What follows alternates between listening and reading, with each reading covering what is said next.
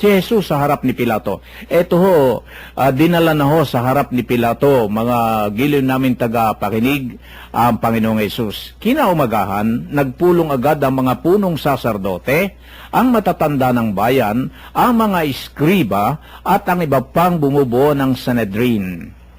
Ipinagapos nila si Jesus at dinala kay Pilato. Ikaw ba ang hari ng mga Hudyo? Ang tanong sa kanya ni Pilato. Kayo na ang nagsasabi, tugon naman ni Jesus. Nagharap ng maraming sumbong ang mga punong saserdote laban kay Jesus, kaya't siya'y muling tinanong ni Pilato, wala ka bang isasagot? Narinig mo ba ang dami ng kanilang sumbong laban sa iyo? Ngunit hindi na tumugon pa si Jesus, kaya't nagtaka si Pilato. Ito ho, Kuya Bert, nung dalhin na ho kay Pilato, alam naman natin, makapangyarihan nito si Pilato at marami naglilingkod sa kanya, mga iskriba, mga saserdote, mga Sanhedrin, nasa ilalim ng kanyang kapangyarihan, at itong mga matatanda ng bayan na ito na bumubuo ng kapulungan ay nakipag-isa na rito kay Pilato at hinatulan na. Pero itong mga tanong na ito ni Pilato sa ating Panginoon, ang nakatawag dito ng pansin ikaw ba ang hari ng mga Hudyo? Tanong sa kanya ni Pilato. Kayo na ang nagsabi. Ano po masasabi niyo rito, Kuya Bert? Alam mo, Kuya, hindi naman pinagmamalaki ng Panginoon, no? O pinagyayabang na siya ay anak ng Diyos, no? Kaya nung sabihin ni Pilato, ikaw ba ang anak ng Diyos? Kayo na nagsabi. Na? So, sa pangyayaring ito, Kuya Min, itinuturo sa atin ng Panginoong Jesus ang pagpapakababa. Amen. Hindi pagyayabang. Kaya sana, pero sa ngayon, halos karamihan ng tao mayabang Maging mapabata Lalo tigit kung ikaw ay meron ng posisyon sa gobyerno. Naku po, Kuya Min, sabi ko sa iyo ang sasabi, kilala mo ba ako? Hindi mo ba ako nakikilala? Ito ang mga, pero ang Panginoon Hindi, opo.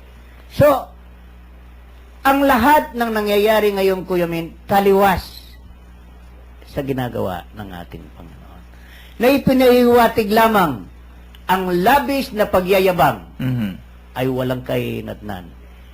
Kailanman walang paghahari ang Diyos na kayabangan, kundi puro pagpapakumbaba. Sapagkat malimit din niyang sabihin, Kuya Min, ang nagpapakataas ay ibababa. At ang nagpapakababa ay itataas. Ano ibig sabihin nun? Ang nagpapakayabang ay ibababa. Yan. No? Ang hindi nagpapakayabang bumababa ang siyang itataas. Ganito, Kuya Min, ang ating ipinahihiwatig sa atin ng Panginoon. Si Pilato, kung titingnan mo, Kuya Min, ay isa siyang hukom nung panahon na yun. Sa kabila nito, na maraming sumbong na laban sa kanya, hindi niya rin mapuwersa ang Panginoon na magsalita. Na. At nababalitaan na rin niya ang ating Panginoon.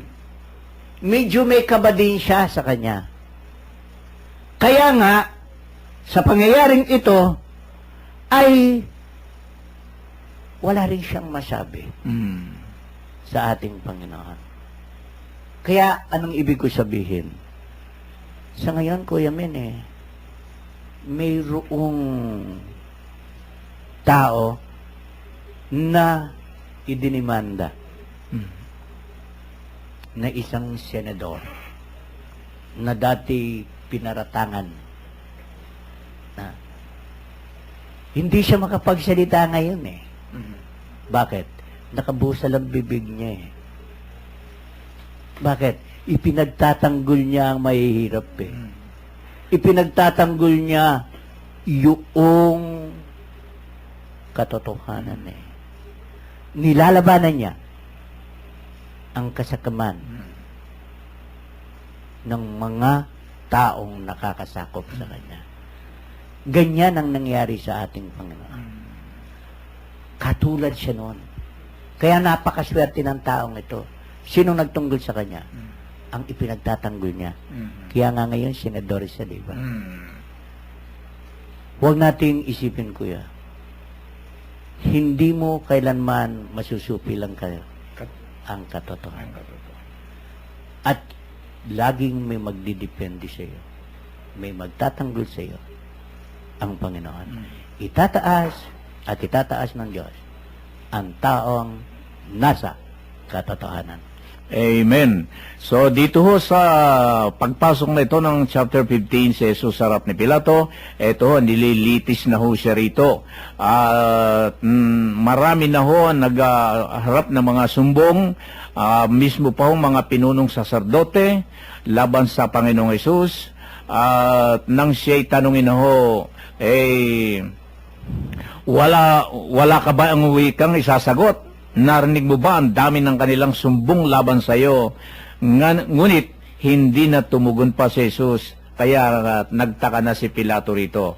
So yung sinasabi nyo na yung pagpapakumbaba, yun ang pinaka-importante ho dito. At yung pagtatanggol ng katotohanan, iyan ho ang hindi dapat na mabusalan, yung pagtatanggol sa katotohanan. Marami ang takot sa pagtatanggol sa katotohanan, pero yun ang nararapat at ibinigay na halimbawa sa atin ng ating Panginoon. Hindi siya natakot. Hindi siya natakot. Ngayon, palibasay tayo'y nasa sa mundo at alam natin kung anong nangyayari sa atin pagka ikay nasa katotohanan, lalo ka namang ididiin, lalo kang paliliguan ng kutakot-takot ng mga hablarian na kung Pati yung natutulog na habla. Nauungkat, kuya. Nauungkat. Yan ang takbo ng mundo, Kuya Ber. Noong pa nangyayari na yan. Noong nangyayari na no. Pero binaka nga ng ating Panginoon ito huwag matakot sa katotohanan. Pinakita niya. Pinakita niya.